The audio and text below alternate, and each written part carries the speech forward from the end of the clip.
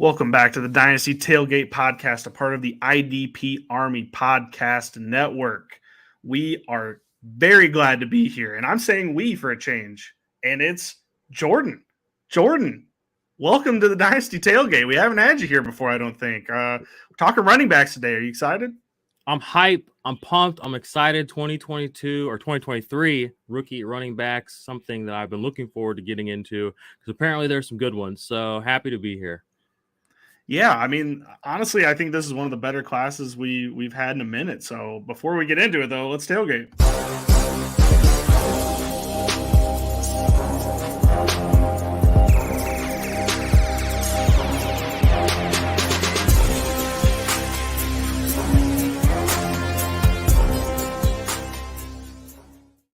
All right, welcome. First, we talked about quarterbacks last week. Then earlier, I put in a little senior bowl preview. It's still a little work in progress because we don't have the exact rosters yet.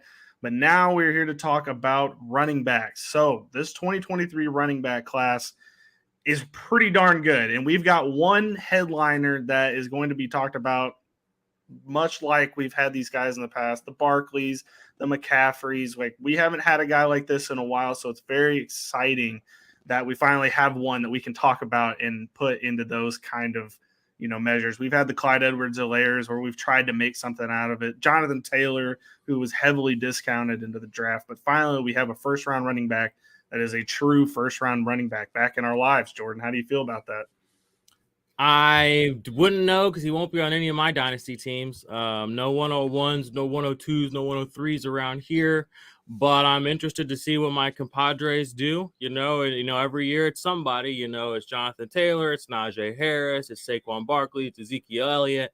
It's Clyde Edwards-Helaire. Woo! Are we allowed to talk about that? Or It's Bijan. So we'll see what's up. Right. So we'll just start right off the top. The number one running back in this class is Bijan Robinson from Texas. He's 6 foot tall, 215 pounds. Nothing more than just a workhorse running back. I mean, there's really not much more. I mean, we can keep talking about it and keep, beating the dead horse that is him being the number one running back in this class. But here's the thing. I just want to put it in context for everyone out there. Like, we have not had a guy like this in a while. Like, Barkley was the last guy, and before that it was McCaffrey. And for the dynasty community, like, I just don't want you to think that, you're getting the guy that just happens to be taken first. Like, it's not one of those situations where, like, you're going to look at some of these guys further down the list that have the stats. This guy is just built different. He's going to be the number one running back in this class, and he's going to be one of the top. I would not be shocked in redraft leagues even if he's a top 10, top 12 prospect going in, because just simply what he can do, and he's going to be a featured back wherever he lands. Now, that part is the tricky part, which we'll get to further down the draft cycle, because I've seen him mocked to the Cowboys. On the OP show, we tried to get him to the Bills, but like it's tough to exactly say where a number one running back is going to go in this class, because while everyone needs one, we've kind of figured out over the years that featured backs are not exactly the way to build a franchise unless you have Derrick Henry.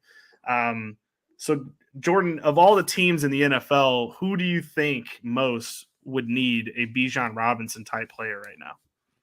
That is a really good question. Anybody's going to obviously love to have him if he's as good as everybody acts like he is. The reality is, a running back position is just so tough.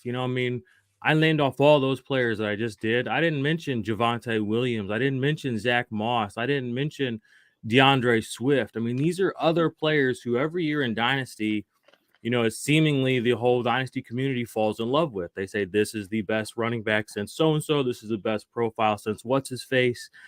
And we get guys like this, and maybe it's true, maybe it's not. We recently have Clyde Edwards-Helaire, where everybody thought he was going to be amazing. He goes to the Chiefs, doesn't work out.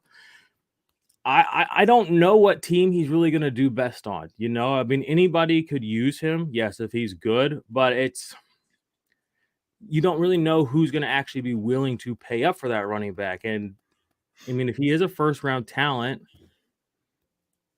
for me, it's just hard to think of anybody who would do that in the first round. The teams that would, I feel like they've got running backs. You know what I mean? Yeah. So does he fall to Well, the second? Is that even a possibility?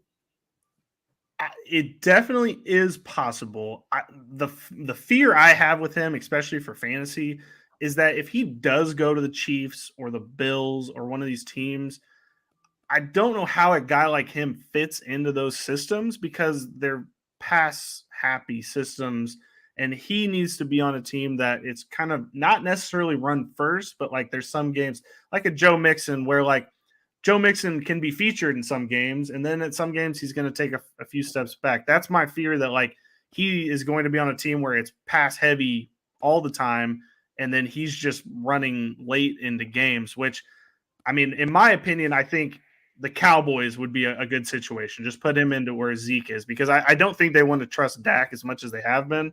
So having a My question to Bijan you would is be him. what makes him so special? Like, can you explain it to me? Because I'm somebody I didn't watch him play. Like, I've watched some of his highlights. Like, what exactly about it is him that makes him everyone so confident that this is going to work out kind of in perpetuity?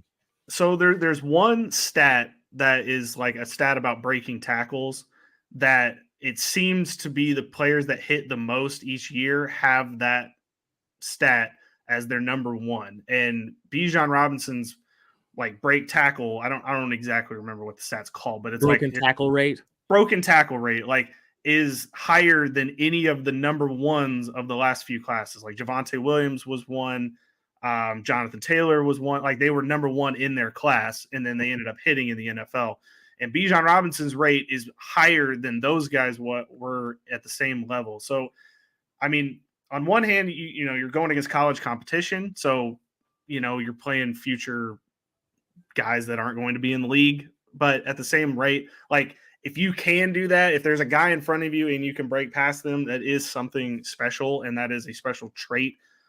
Also, his size is right. I know that there's the Debbie community is really in love with like the body mass index and like how players that are 6 foot tall and 220 is the perfect size for a running back, a featured running back.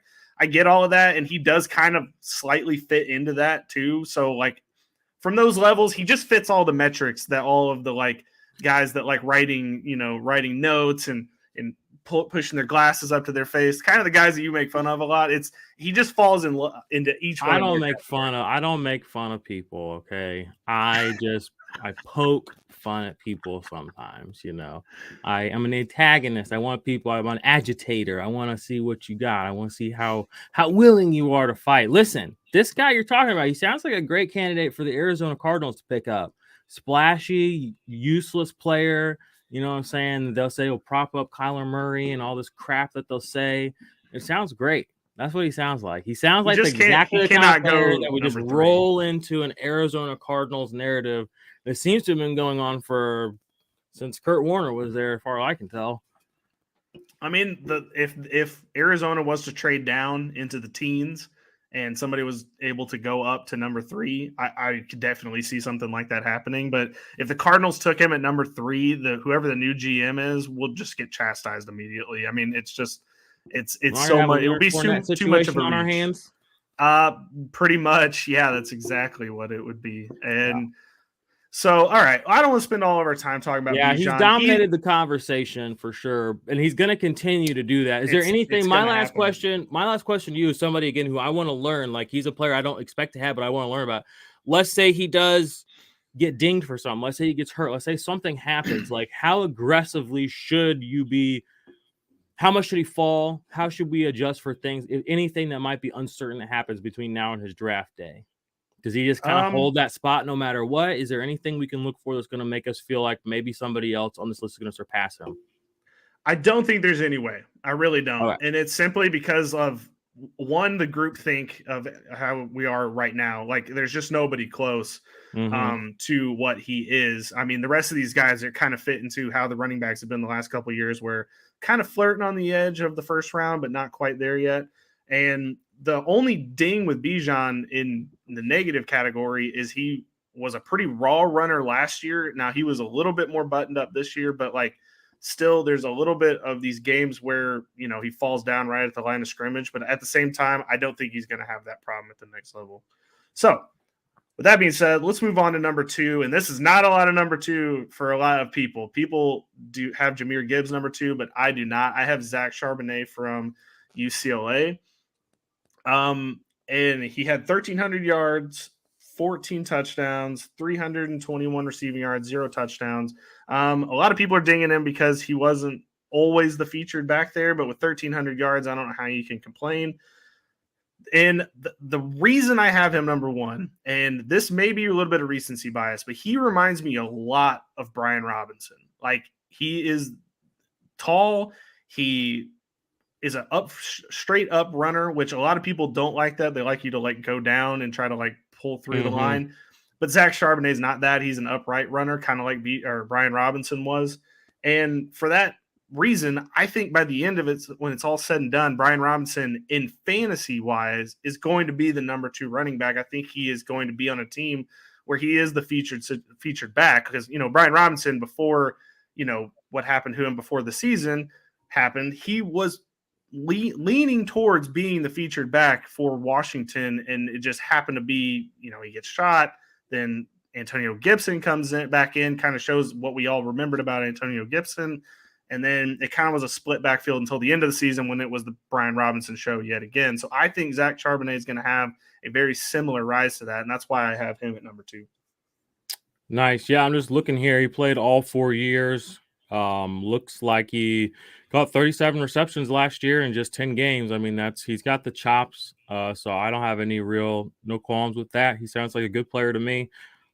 Second round pick, is that where we're expecting him to go in the NFL draft? Or do you think he's going to be I would say late second, early third, but he just to me feels like one of those guys that, like, in July we're going to start seeing all the who's really good? Zach Charbonnet. Like, I think that's what's going to happen, and I'm here early. I'm getting to that spot early, because that's how we always are, early. Right. I just, I don't want to be behind, and, people are behind already. Number 3 on the list is Jamir Gibbs from Alabama.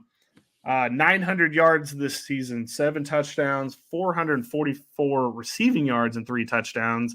He profiles, and I know Twitter hates when you say this, he profiles a lot like Alvin Kamara. I know that, people are like, he doesn't look anything like him. Well, he kind of does, though, at the same time. He's not exactly explosive running, but he's got a really good receiving profile. And that, I think, is what's going to boost up his value. And I think that's what's going to get him on the field right away. Now, this is a player right here where I think you could put him on the Bills. You could put him on the Chiefs. Like, that is a player that you could put on one of those teams, because he's going to be used in the receiving game and the running game and can profile in that way. But we're looking at exactly what CEH was.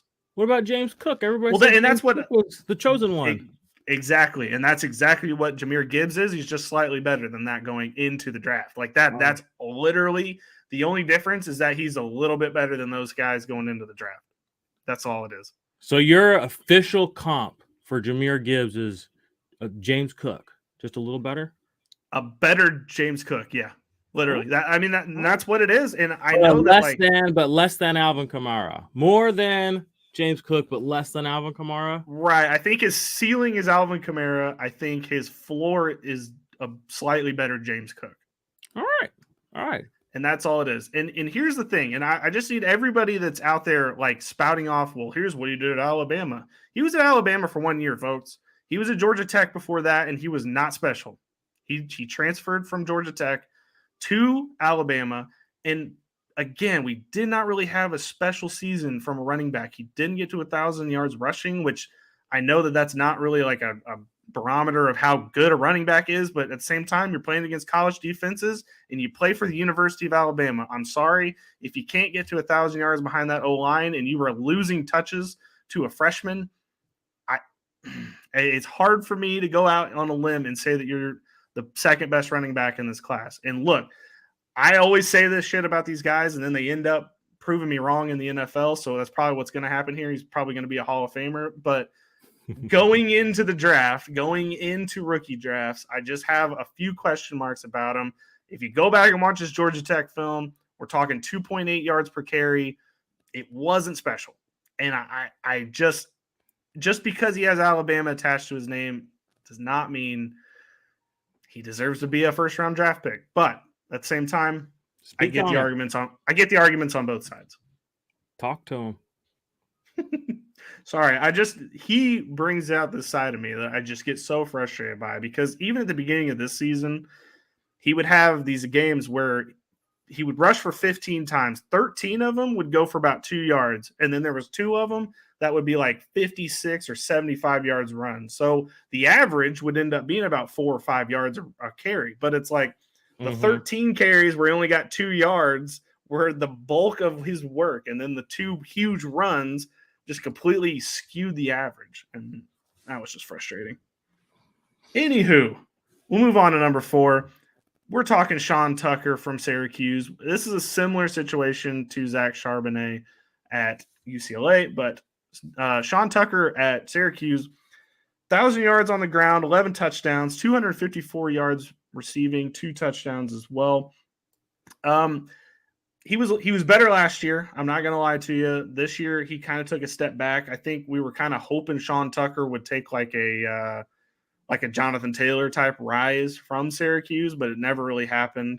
A few of his games were kind of head scratching as far as, what was he doing? But, I don't really have much more to say on Sean Tucker. I know how good he is and I know how fast he is, but I cannot really say that he is more than like a 3rd or 4th round back. I don't know anything about him, so I'll take your word for it. 3rd or 4th round back? Yep. I'm seeing a lot of love on Twitter for Zach Evans. What's seems like you're a little lower on Zach Evans than some people. What's up? Yeah, so I have Zach Evans at number, I can't count, 7. My problem with Zach Evans is that he was not as good as the freshman on his own football team this year. Quinshon Judkins was the main back for Ole Miss. Quinshon Judkins is going to be at the top of this list in 2 years when he's eligible to be drafted. And when you just see Zach Evans and you see Quinshon Judkins and you're watching the tape, this is like the only reason I'm thinking this. And when the scouts watch the tape and if they watch an entire game, if they just watch Zach Evans highlights, you could probably tell yourself, okay, he probably should be higher than this. But then if you watch a full game of Ole Miss and you watch Judkins versus Evans, every scout's just going to be like, who the hell is this Judkins kid? When does he get drafted? Like, that's your eyes are going to be focused on him the entire time, because that's exactly how it was this entire season at Ole Miss. Well, at least when Judkins got involved. He's a true freshman, and he was dominating games. And it's just hard for me to watch that and then watch Zach Evans and then be like, I have to separate separate the art from the artist, basically, because I watch the games and I'm like, Judkins is a better back. Evans is a good number 2. And we saw this last year. Same situation with Isaiah Spiller at Texas A&M and Devin Achane, who have 1 spot above Zach Evans. Same situation. Isaiah Spiller was there. We all fell in love with Isaiah Spiller, but Devin Achane looked a little bit better. And I still was like, you know what, Isaiah Spiller, I've seen what he's done aside from Achane. I've seen it. I think he's going to go high. He ends up going to the Chargers this year. He isn't used at all. He was inactive for most weeks this season, Isaiah Spiller. So I have that recency bias a little bit in my head. I just don't have Zach Evans as high for that reason. Fair. Just asking, because I saw some Twitter love on him, so I just figured I would ask you specifically as the guy who's always behind in the rookie stuff. But I'm learning. Are any of these guys that we've talked about so far that are above us right here going to be at the Senior Bowl next week? I believe Sean Tucker is.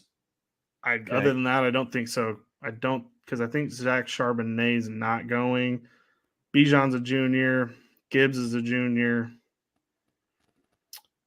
And can I get into Tank Bixby real quick? So he's number 5 on my list. Talk about Tank Bixby. He's number 5. He's got a fantastic name.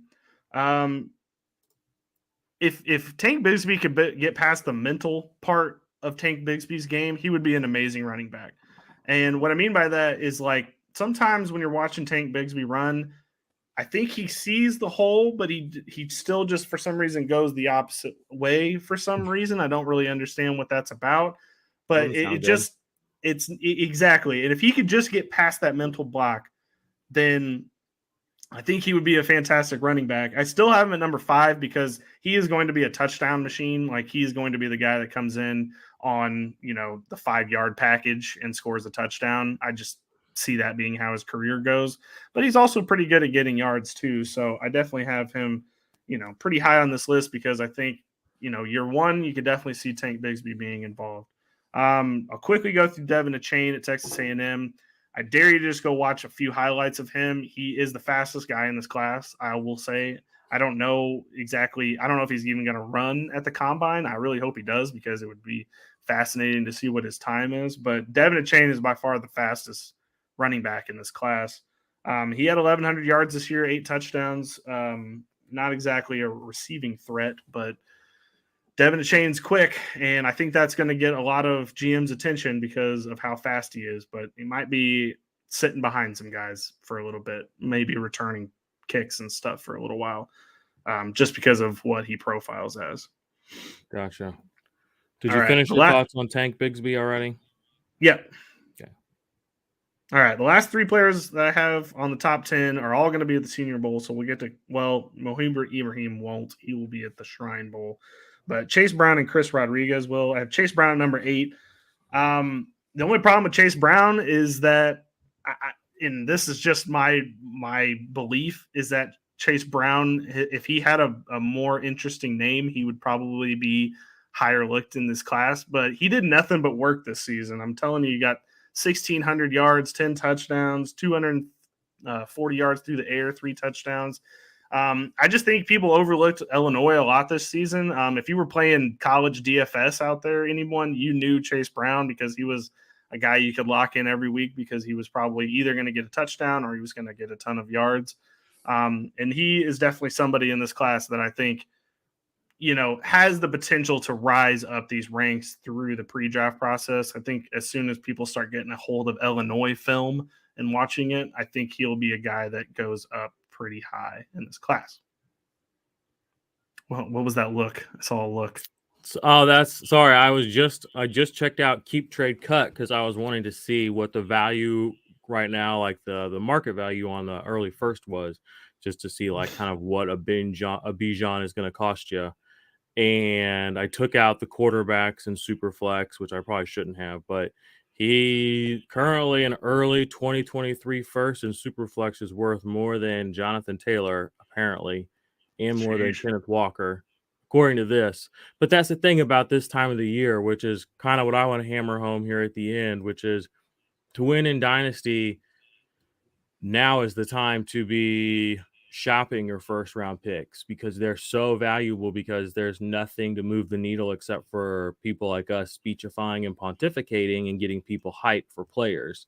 You combine that in with the fact that the NFL media machine that is the draft, Senior Bowl, the combine, etc., it's only going to keep getting more and more valuable. So, I mean, if it's already ahead of Jonathan Taylor and Kenneth Walker, I don't know how much higher it can rise, honestly, but we're still early in the off season. So it's going to continue to be a valuable asset in early first. Don't give it up yet. And when you do, which is what I think people should do, if you don't need to attack a player specifically in the draft, attack people on other people's teams, people that get big eyes and get, roped into some of these profiles that these players have. They just get sort of over-indexed for what these players could be versus what they actually have available to them.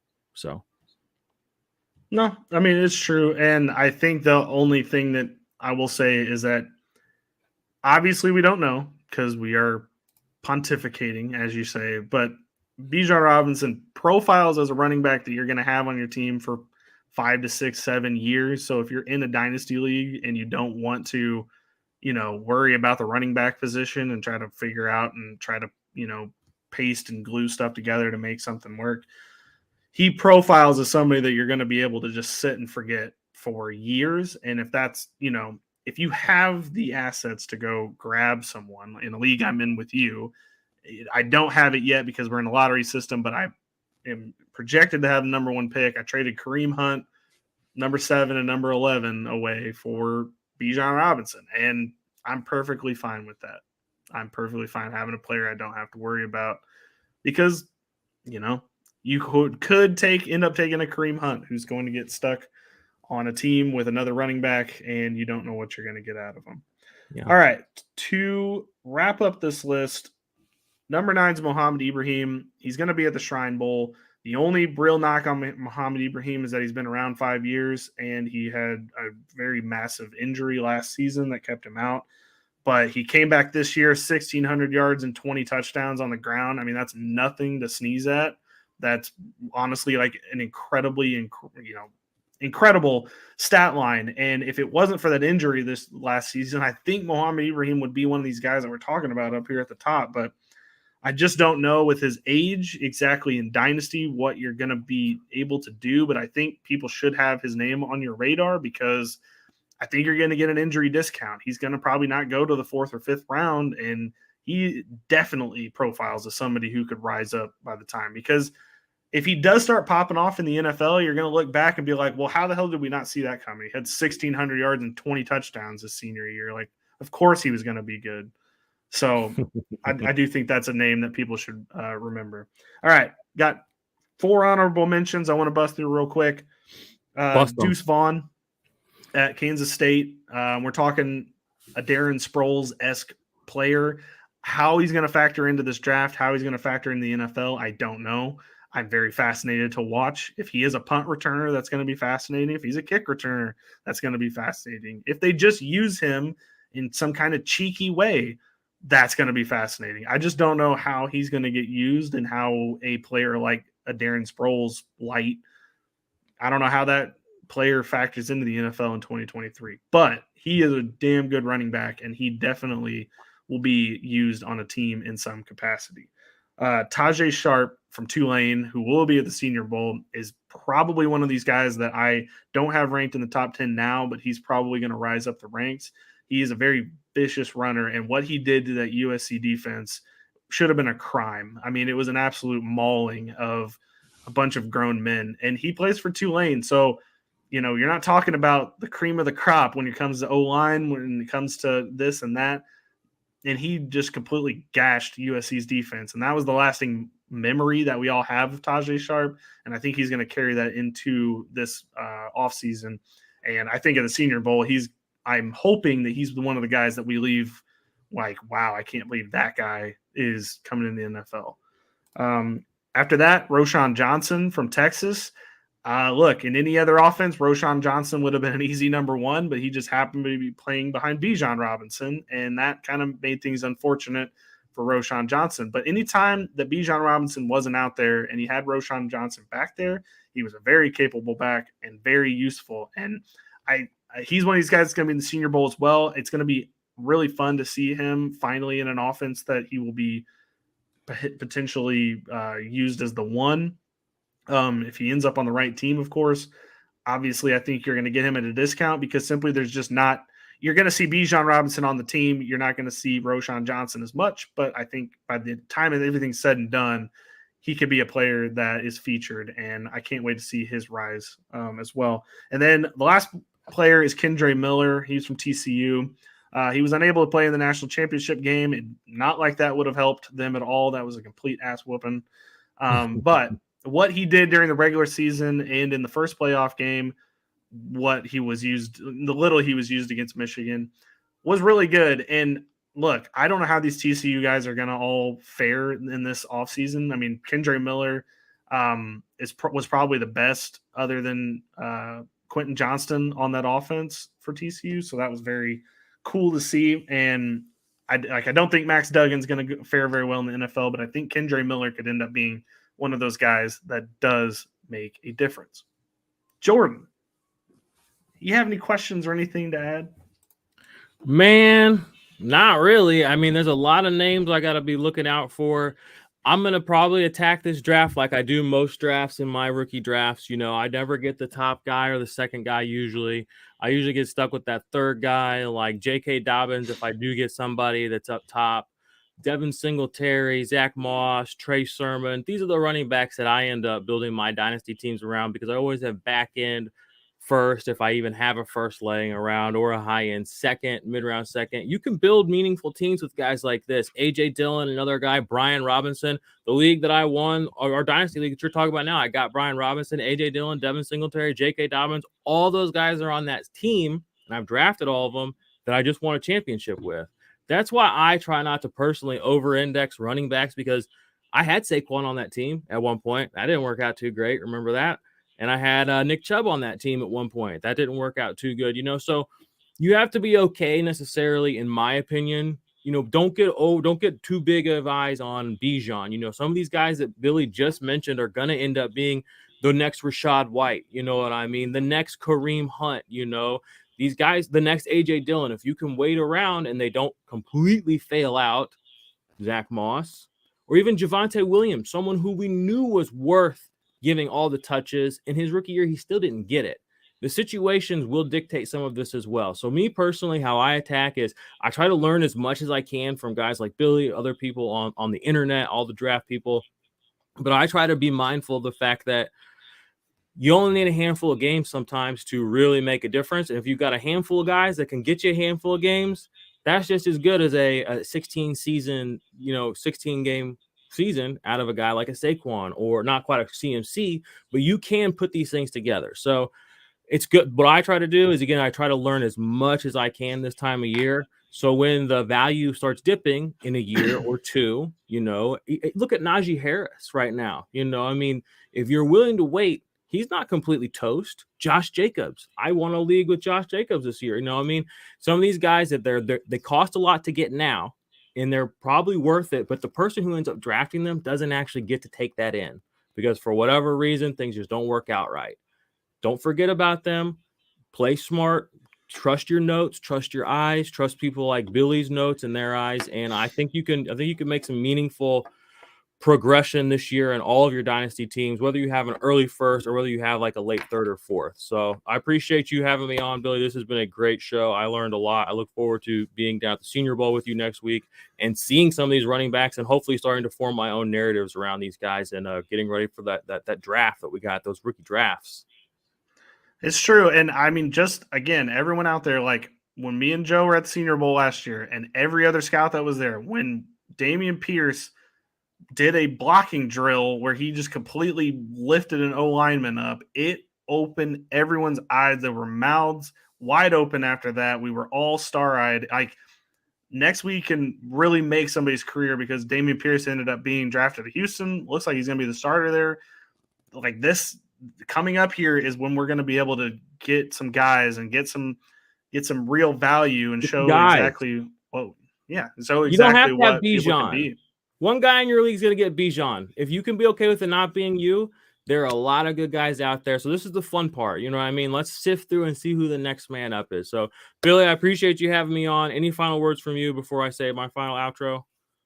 No, I was just going to say we're going to keep rolling with these. We've got wide receivers to do. We've got tight ends to do. We've got IDP as a full whole to do, which will be fun because there's a lot of good. The IDP this year is just insane. The edge rusher class is something to behold. 2 in the top 5 is insanity. Like I cannot wait to overreact to those players. But just as a whole, I'm just happy that it's draft season. We will be at the Senior Bowl next week, so the content will be a little slower, but we're going to be bringing you live content from YouTube, from TikTok. It's just not going to be not pre-recorded in a, exactly. There'll not be slow, a ton of content. different. Will be a shit ton of content. Cannot wait to see it. All right, Jordan. Get us out of here. All right. That's it from me. Billy, appreciate you having us on. Dynasty Tailgate, folks. Offensive points, folks. IDP Army, folks. Best ball, folks. You know what we do. We do the whole thing here. If you guys want to support the channel, you can go to patreon.com/the IDP Army or click the link in the description. You can become a channel member. You get all of our Dynasty rankings, the ultimate IDP index, and the rookie rankings, and the best ball rankings, which are hand curated and updated every single day. We hope to see you back here in the near future for more fantasy football football videos. And until then. Looking for the ultimate edge in fantasy football? The Ultimate Fantasy Index is finally here. The Ultimate Fantasy Index features the Ultimate Dynasty Index, the Ultimate IDP Index, and the Ultimate Best Ball Index. Each index features tiered rankings that are updated daily, which means you'll have a clear understanding of not only who the top players are, but also who the next best options are. More fun, more football, more fantasy for the culture. Join the IDP Army and start winning your leagues today.